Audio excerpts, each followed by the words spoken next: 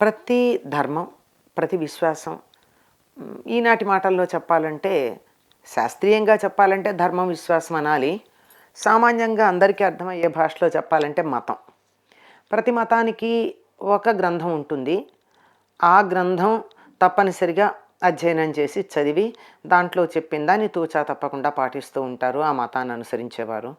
అలాగే హిందూ మతం, ఇప్పుడు ఈ పదం వాడితేనే అర్థమవుతుంది గనక, హిందూ మతాన్ని అనుసరించేటటువంటి వాళ్ళందరూ తప్పనిసరిగా ఈ మతానికి సంబంధించిన గ్రంథంగా చాలామంది చేత చెప్పబడుతూ ఉన్న భగవద్గీతని చదవాలి అన్నది సమాధానం. ఎందుకు అంటే, సనాతన ధర్మానికి ఒక్క గ్రంథం పరిమితం కాదు. మనకి 4 వేదాలు, 6 శాస్త్రాలు, ఎన్నో ఉపనిషత్తులు, 2 ఇతిహాసాలు, 18 పురాణాలు, 18 ఉపపురాణాలు, బ్రహ్మసూత్రాలు, ఇలాంటి గ్రంథాలు మన ధర్మాన్ని ప్రతిపాదించేవి, వివరించి వివరంగా చెప్పేవి, ఆచరణాత్మకంగా బోధ చేసేవి ఉన్నాయి. ఇవి కనీసం ప్రధానం. మరి ఇవన్నీ చదవడానికి జీవితం సరిపోతుందా? సరిపోదు. అందులోనూ ఆధునిక యుగంలో వేగవంతమైనటువంటి జీవితానికి అలవాటు పడిపోయినటువంటి మానవులకి వీటిని చదువుకోవడానికి సమయం ఉంటుందా? ఉండదు.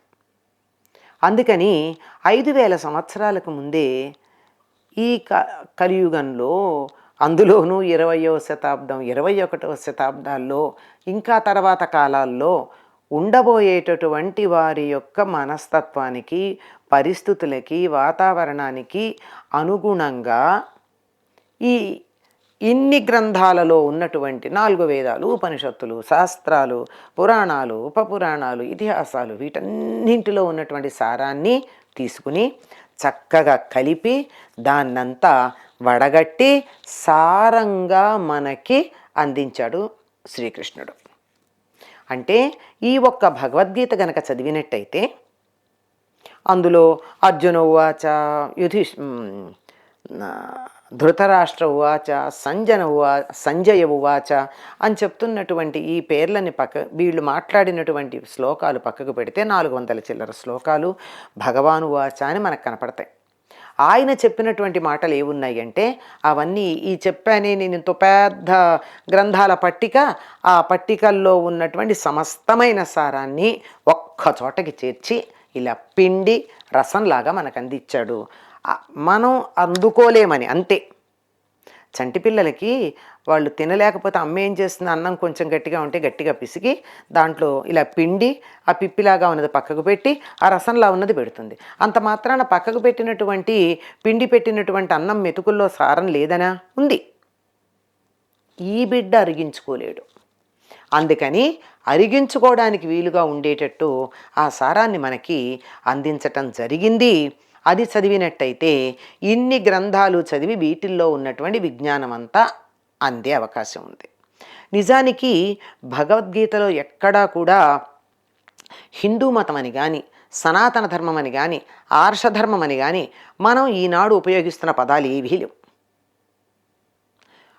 ఒక క్లిష్ట సమస్య వచ్చినప్పుడు మనిషి పరిష్కారం ఏ రకంగా ఆలోచించాలి, ఏ విధమైన పరిష్కారాన్ని గురించి ఆలోచన చెయ్యాలి అనేటటువంటి విషయం మాత్రమే ఉంది. చాలా విపులంగా చర్చించబడి ఉంది.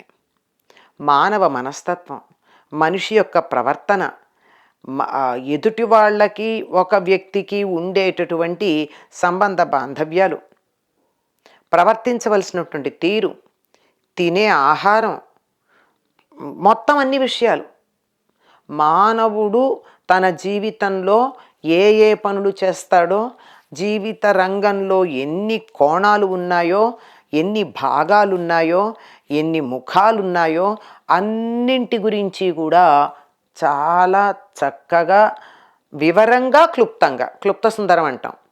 అంటే విసుగొచ్చేటంత వివరంగా ఉండదు, అట్లాని ఏ ఒక్క అంశం కూడా వదిలేసి ఉండదు. అన్ని అంశాలు ఉంటాయి, కానీ చాలా క్లుప్తంగా, సూక్ష్మంగా చెప్పబడింది. భగవద్గీత వాస్తవంగా చెప్పాలంటే మానవులందరూ చదవలసింది.